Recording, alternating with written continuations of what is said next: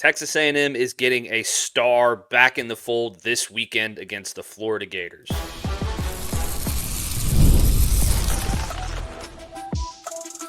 You are Locked On Aggies, your daily podcast on the Texas A&M Aggies, part of the Locked On Podcast Network, your team every day. Welcome in. You are Locked On the Texas A&M Aggies. I'm your host, Matt Galatzan, publisher of Texas A&M Aggies on SI. Thank you so much for making Locked On Aggies your first listen every single day. Part of the Locked On Podcast Network, your team every day. Today's episode is brought to you by FanDuel. Right now, new customers can bet just $5, and if your bet wins, you'll get $300 in bonus bets to use across the app. Download the app today. DJ Burton joining me. DJ, Texas A&M has a massive matchup with Florida this weekend, a game that, after the first couple weeks, maybe the first 4 weeks, we thought, this is going to be a cakewalk for Texas A&M. Then last week, the Florida Gators come out and they absolutely stomp all over the Texas Longhorns in that game. It was a one-score game technically, but felt like it was a lot more of a blowout than that.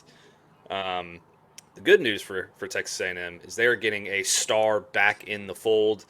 The SEC and student availability reports were released today, and safety Bryce Anderson was nowhere to be seen on the injury report, which leads us to believe that he is going to be available this weekend against a Florida team who can really run the football with Jaden Ball. Yeah, that's something that's absolutely huge for the Aggies. It's huge for Bryce Anderson. I personally watching that hit, it was like, is this kid going to play football again? Mm-hmm. It was scary. It was definitely something that, your entire team feels it after, the entire opposing team feels it after. Kind of makes a player think twice before lining up for the next play. But it should be an absolute morale booster. But my question about it is, this A&M defense seems to be rolling right now. Do you put him back in and potentially jeopardize what they have going on? Well, that's the million-dollar question, isn't it? He had kind of been struggling a little bit this year. Like, the defense had kind of been struggling with him in there at safety. I don't think you can chalk that too much up to the run game struggles, but the pass defense struggles maybe so. Without him in the lineup, it's been Marcus Ratcliffe at the free safety position, and I think he's done pretty well. But we know how good Bryce Anderson can be, right? We know how much of an impact he can have, the physicality, the athleticism. Hell, DJ, you've played against this guy before, haven't you? Oh yeah. So you tell me what kind of impact can this guy have on a football game from your perspective? So defensively, I don't really remember him all that much, just out of how good of a quarterback he was against us. I mean, he absolutely torched us. I think one year they put up over 50 on us. We always met him in the playoffs. I went to Kingwood High School, and so we'd always make the trip out to Beaumont to go play Westbrook. And I remember getting on the bus the second year in a row. It was the first round, and just thinking, man, we have to go play this kid again. But yeah, just offense. Like, as a quarterback, you could just see how athletic he was. He could do it with his legs. He was just a freak athlete, and I was not surprised to see the success he's had at A&M, especially as a freshman too. I mean, he's been doing it all 4 years. Yeah, he has, and he uses athleticism and that physicality to his advantage. He's been, one of Texas A&M's best defensive players for the last. He was part of that 2022 class that was so heralded and so, disastrously undone by Jimbo Fisher and whatever happened during that time. But he was one of the guys that stuck around, and he really made a name for himself. He's been very, very reliable back there. I find it very, very hard. I mean, last year against Florida, he had an interception for a touchdown. So, granted, it's a different Florida team, but you know what kind of impact this guy can have on the field. And in terms of his leadership, having him and Torian York out there, like like I feel like it would bring a huge boost to your defense that has already been playing well the last couple weeks to have him back on the field. After such a scary injury, after losing a leader at that point in the game in a very tough, hard-fought game, to get him back onto the football field, the roar from the crowd that he would probably get as well when he runs onto the field. I mean, I don't know that you can quantify that in terms of, you know, like I feel like that could be almost bigger than his impact playing the football game, like as an actual player. The way that he could incite the crowd, the way that he could, galvanize his teammates by being there on the field after such a scary looking potentially career-ending injury, or at least season-ending injury, to be back on the field 3 weeks later, I feel like that could be a huge boost for Texas A&M in multiple facets. Yeah, it also helps that you never see anything negative about this guy. All his teammates love him. All his coaches speak absolutely highly of him. I think I think you can't really hold him out of this game. I think the conversation. I think it'll be in the back of Elko's mind. Like, this thing's rolling right now. Like, do we need to make a change? But I feel like you have to put him back in there. Mm-hmm. Yeah, and Elko said during his radio show last night, as a matter of fact, that they will have Anderson back this week. He's healthy and he's running around, so that's obviously a great sign. They like I said, they didn't exactly reveal what the exact injury was. All that we really know is that he was down for a few minutes. They removed his helmet, they removed his face mask, his pads, and he was wheeled off the field. So it's always going to be great to have a guy back after something like that. Just send a boost of confidence through your team, because you know what kind of impact this guy can have. Like I said, so I think it would be huge, and I think that look, when you're a Texas A&M team and you watch that tape from the Texas game last week, Texas has some athleticism in their secondary. They have a good secondary. Guys like Michael Taff and Jelani McDonald are very opportunistic, athletic guys. And Dallas Wilson was walking all over him. So if you can get another guy that has that kind of athleticism and physicality back there to help combat against a Dallas Wilson, against a Vernell, is it Vernell Brown or Vernell? I think it's Vernell Brown. Whatever. Those guys are very, very young, but very athletically talented players. So if you can get a Bryce Anderson back there to help out in those situations, even if he doesn't play the whole game, even if he's rotating with Marcus Ratcliffe, I think that would be a big boost to the defense. Speaking of players who could have an impact, when we come back from this next segment, we are going to give you our X factors for both sides of the ball, for Texas A&M and for Florida in this matchup this weekend, who we think is going to impact the game and really make a difference down the stretch. Maybe not the stars, but the X factors. So stick with us when we come back, and we'll talk about that.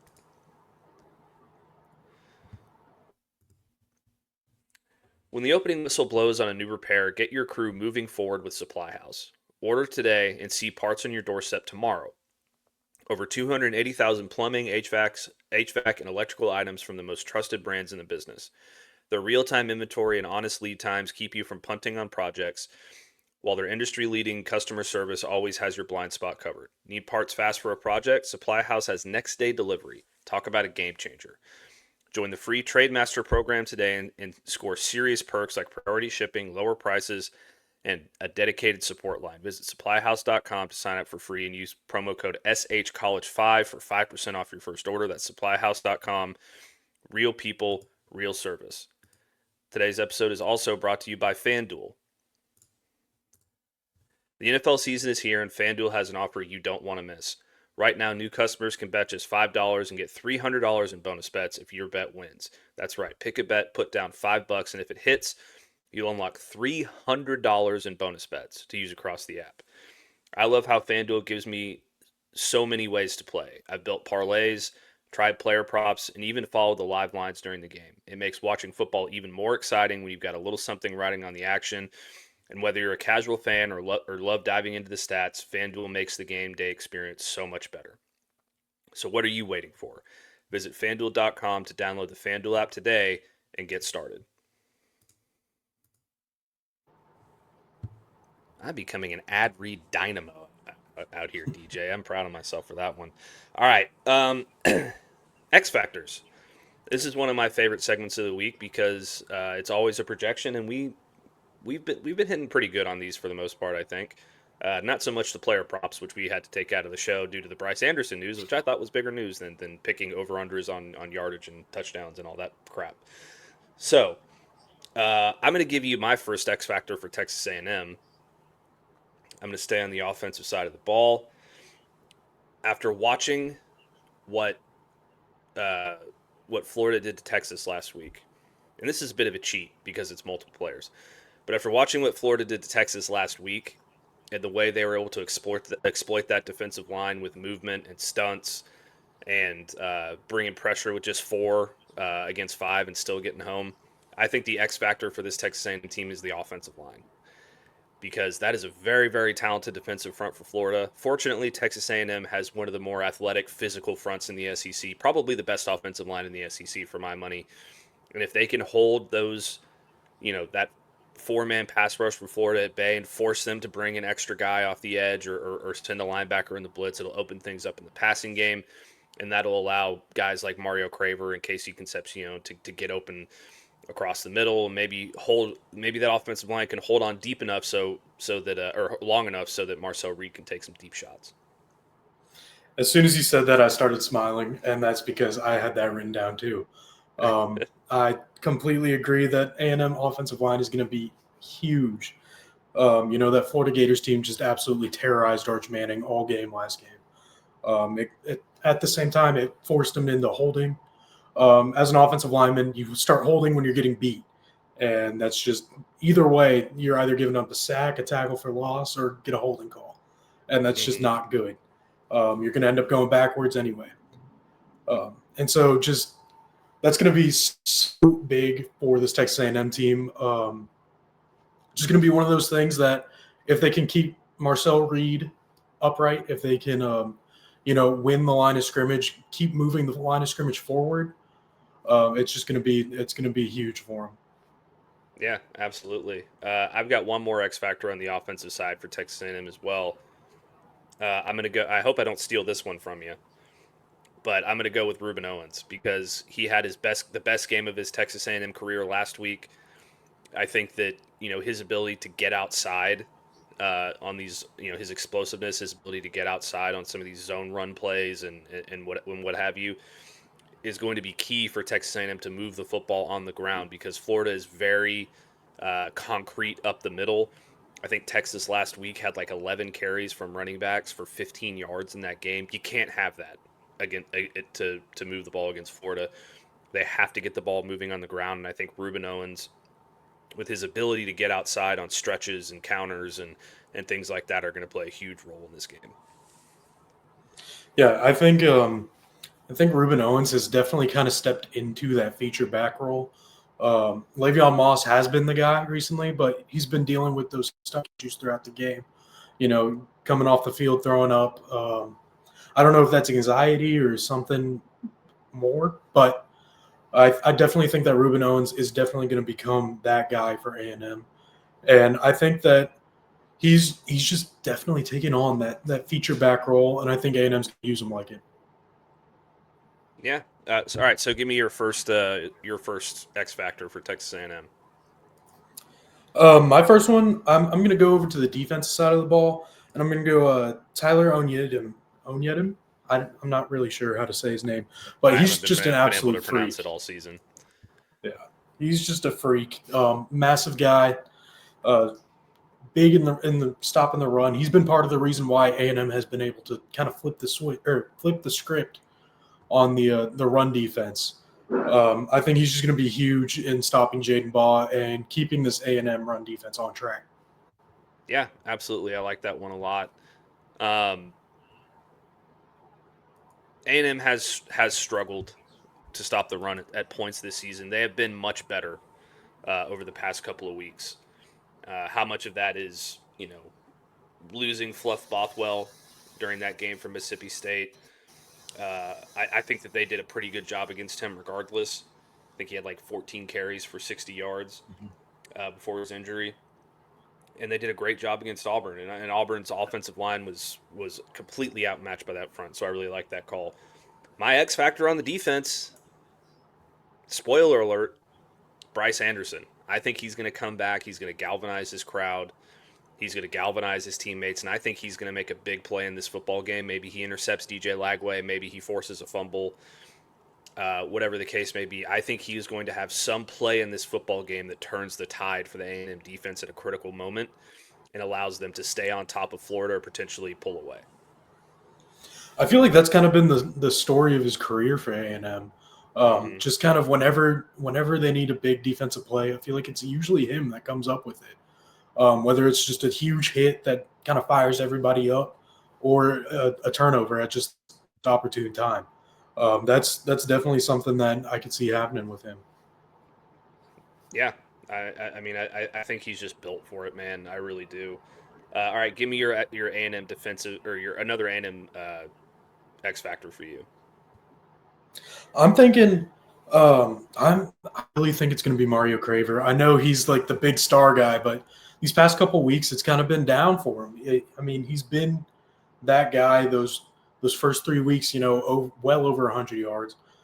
It's been kind of slow, and so I think it's going to be one of those games where he starts building that momentum that he had last game, and he'll get it rolling again. I like that. All right, let's go over to the Florida side now. My offensive X factor for Florida is Dallas Wilson. He came back last week, his first game of his college football career, and I don't know that I've seen a freshman have an impact like that in his first game. I mean, I don't have the stats for Jeremiah Smith and Ryan Williams in their first game, but he had 6 catches for 111 yards and 2 touchdowns and averaged 18.5 yards per catch against the Texas secondary. That's pretty dang good. And he also had that one play where that was kind of Michael Crabtree versus Texas in 2008, I think, esque, where he kind of broke the tackle and then was able to get into the end zone. On that play, he kind of looked like some sort of freak hybrid of Jeremiah Smith and Ryan Williams. It was insane. I just think that he's going to be a handful once again, and he can make a big play that really helps out Florida at some point. Yeah, he's definitely been one of those guys where it's like feels like he came out of nowhere. I remember watching that game saying, "Who is that kid? Oh my gosh!"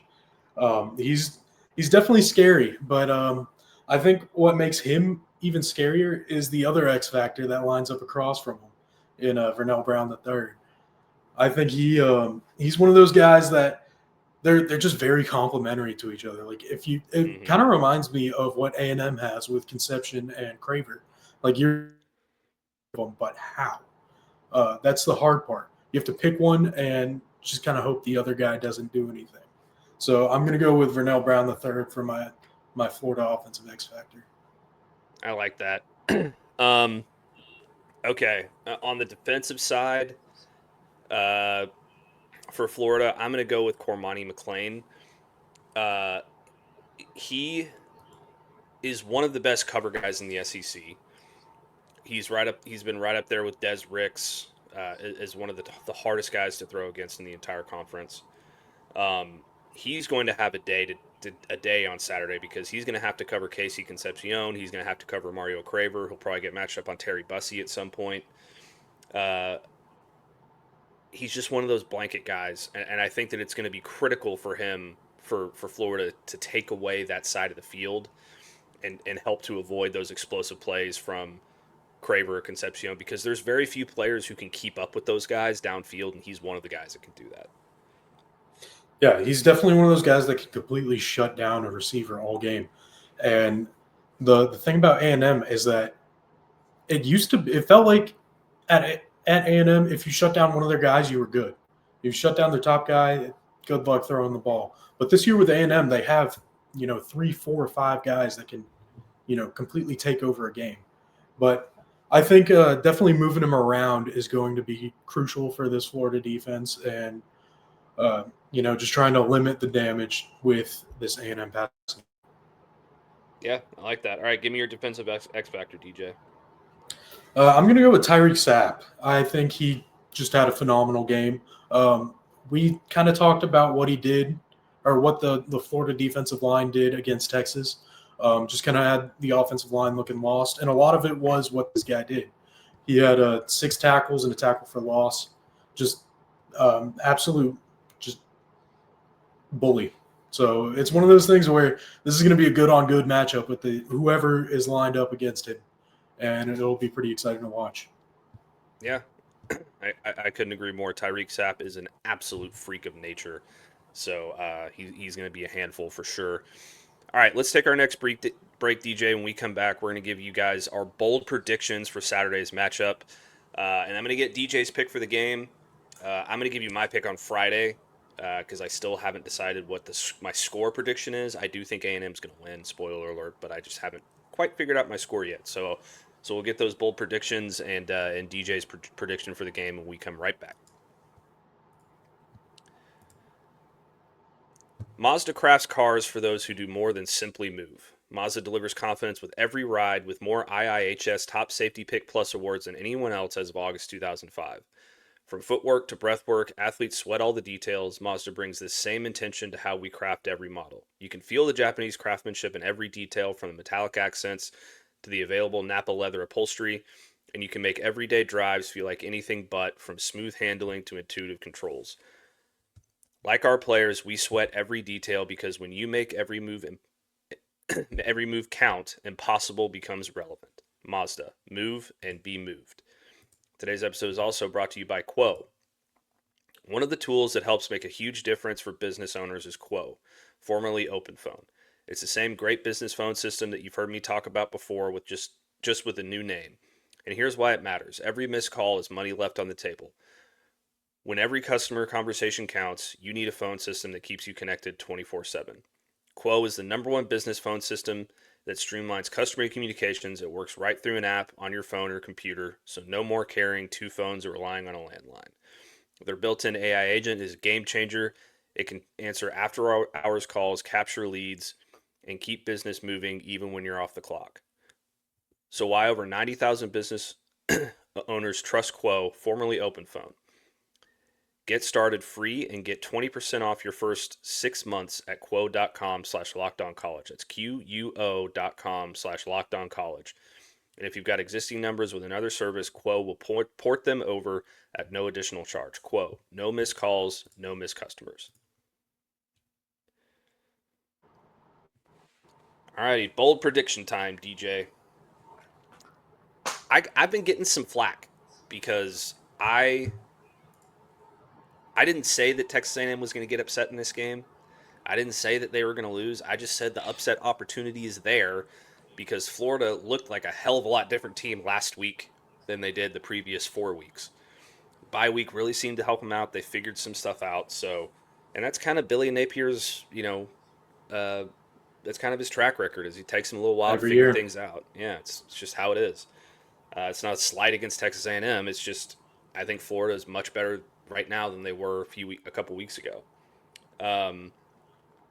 My first bold prediction here is that Texas A&M doesn't intercept DJ Lagway once. They don't intercept him twice. They pick him off 3 times in this football game because they're going to be able to get pressure on him. They're going to be able to get him off of his spot, force him into some errant throws. And guys like, Bryce Anderson or Marcus Ratcliffe or somebody else is going to get in there and get some interceptions. And I think it's going to be the best secondary performance we've seen from Texas A&M all season long.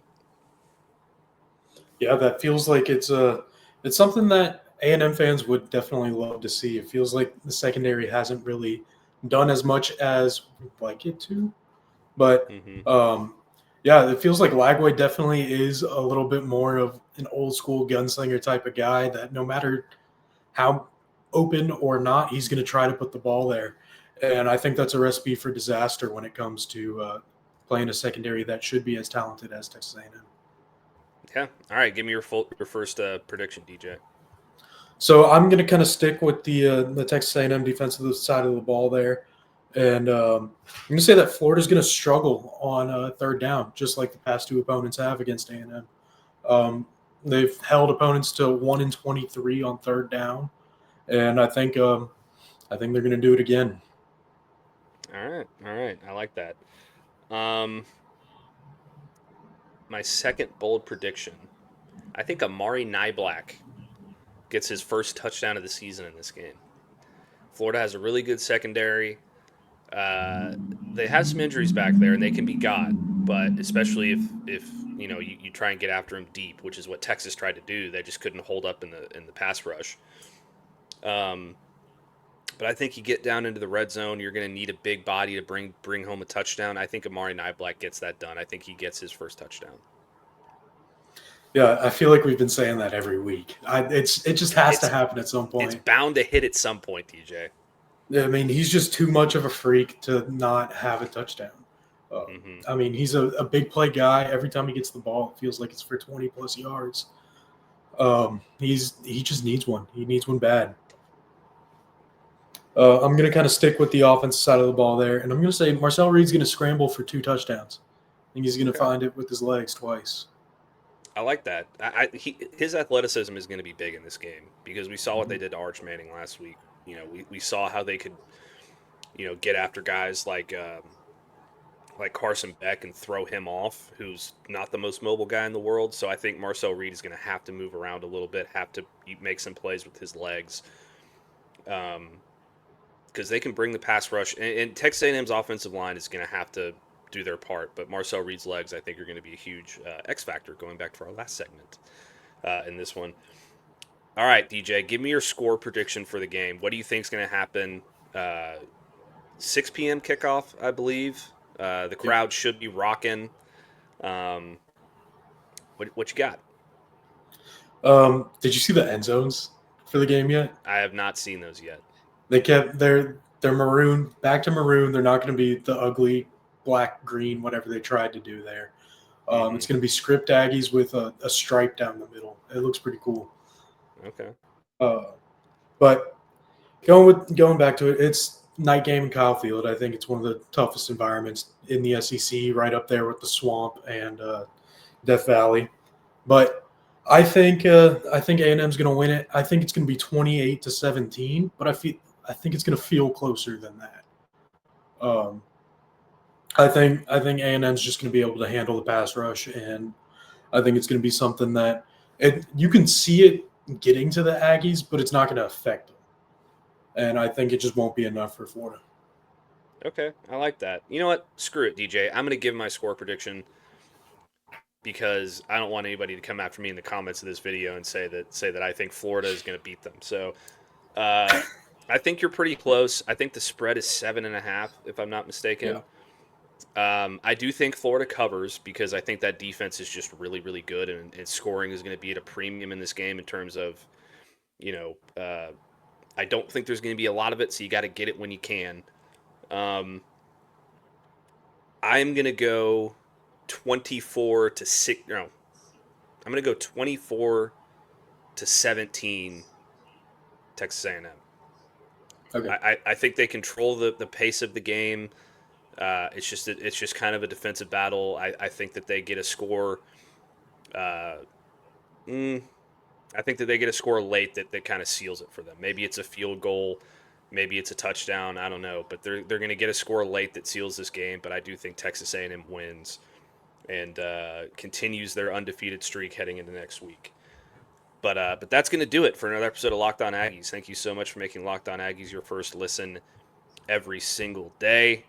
But hey, it's a big moment right now for Locked On. Locked On and Fire TV bring you present College Football Kickoff, your ultimate college football weekly preview. Drake Toll of Locked On Big 12 leads the conversation alongside two-time AP Coach of the Year Gary Patterson, former college star Jesse Holley, and Locked On's local experts. It's college football preview that only Locked On can do. Catch College Football Kickoff every Thursday throughout the season only on Fire TV. Don't forget to like the video, subscribe to our channel, subscribe to our podcast, download our podcast, like our podcast, all the above. Give me a follow on X at Matt Galatzan. Give DJ a follow at DJ Burt. And follow us both on Texas A&M Aggies on SI. And we will see you next time.